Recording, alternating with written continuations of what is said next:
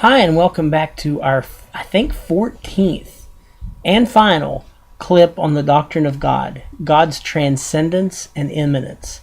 Now, those are two pretty big words, so let me define them for you straight off the bat. The transcendence is God's transcendence is the belief that God, well, actually, it's the fact that God is completely and totally other than us. The best Bible verse for understanding transcendence is the vision of Isaiah in Isaiah chapter 6, excuse me. Seeing that God is high and lifted up, and his with ways and thoughts that are high above ours. That's what transcendence means. He is out there. He is beyond us. He is over us. He is far, far, far above who we are. Now, on the other hand, God is also immanent, and that's I-M-M-A-N-E-N-T. You spell immanent, I-M-M-I-N-E-N-T, that's with relation to time, like something is imminent to occur. But with immanent, I-M-M-A-N-E-N-T, that is the belief that God is with us in our daily struggles of life. Again, Millard Erickson does a really good job of defining immanence. He defines it as God's presence and activity within nature, human nature, and history. So what we have going on is that God is both way out there and right up close to here. He is both immanent and he is transcendent. The Spirit of God sustains all things from his immanence. But he is also the God, from Paul's discussion on Mars Hill, in whom we live and move and have our being.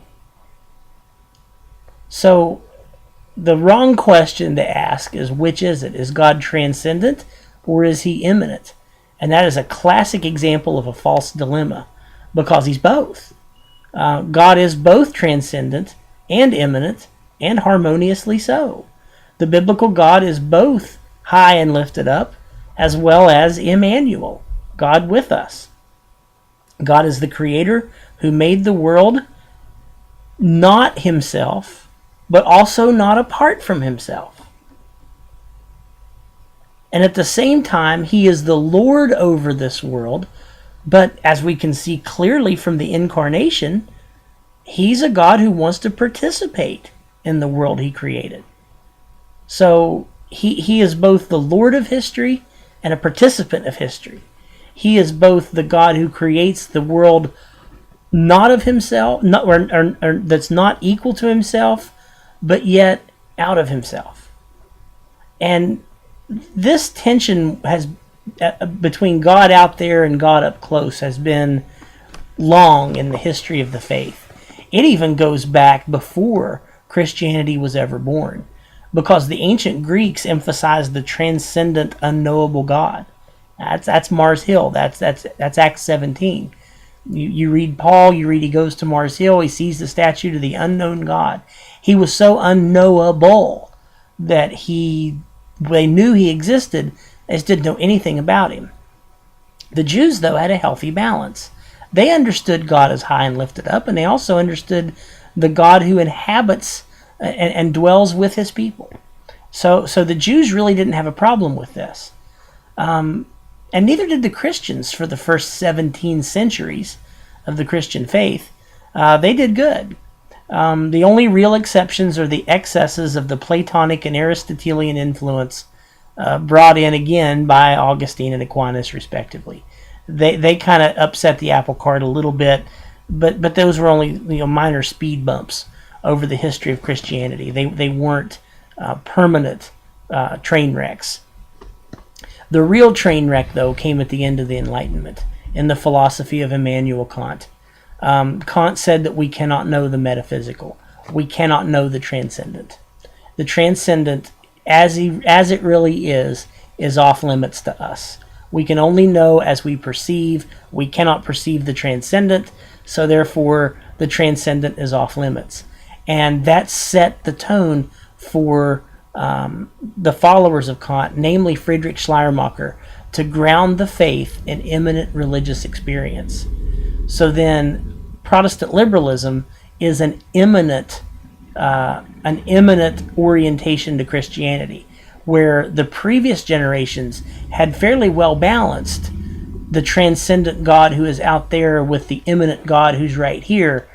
Protestant liberalism abandoned the transcendent God out there and brought God down to our level because we can only understand him through our experience. According to Erickson, the liberals had a single-story view of reality. God is within nature rather than beyond or outside it. So like a one-story house, there's nothing above the one story that we experience. Revelation, then, is any instance of conscious insight.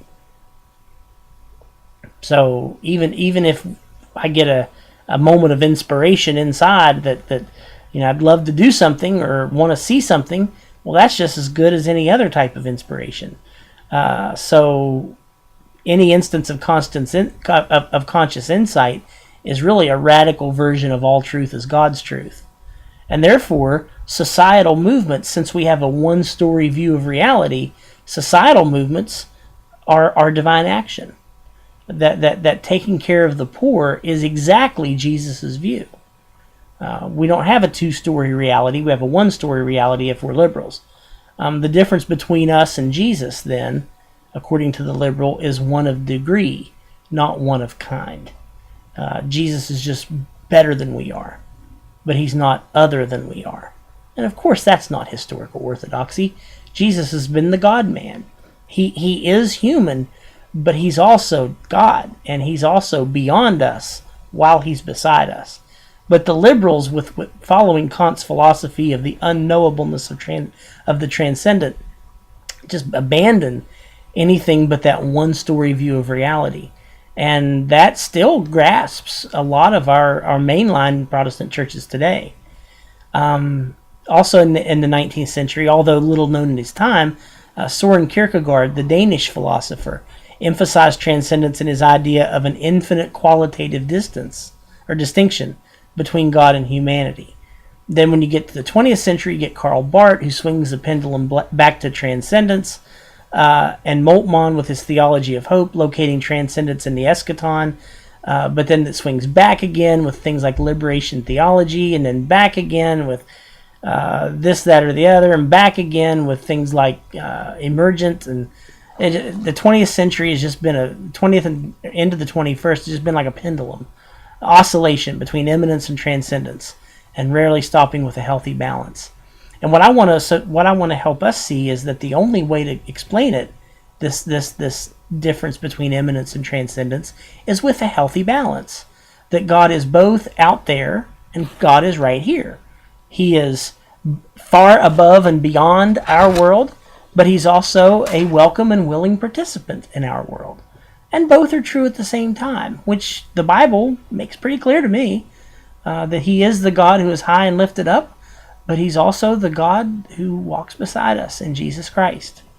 So immanence and transcendence for the Christian, for what I would call the balanced Christian, really doesn't pose a problem. But it is important to see in our recent Protestant history that that's not always been the case. Well, that concludes our video series on the doctrine of God. It's been a long road. We've talked a lot and said a lot, mostly Trinitarian. I hope it's been worthwhile for you. The doctrine of God is the cornerstone of all theology that comes after it. And it's good to know that we have it in a Trinitarian format. That the doctrine of the Trinity is not some sort of appendix. It's not some sort of afterthought or a footnote. It is front and center. And everything else then flows from it. So we will move on then to the doctrine of creation and providence very, very soon. I hope you'll continue along with us and check out those videos too. So everybody, I hope that you have a wonderful time. I hope you're enjoying our videos, and I thank you, and we'll see you soon. Bye.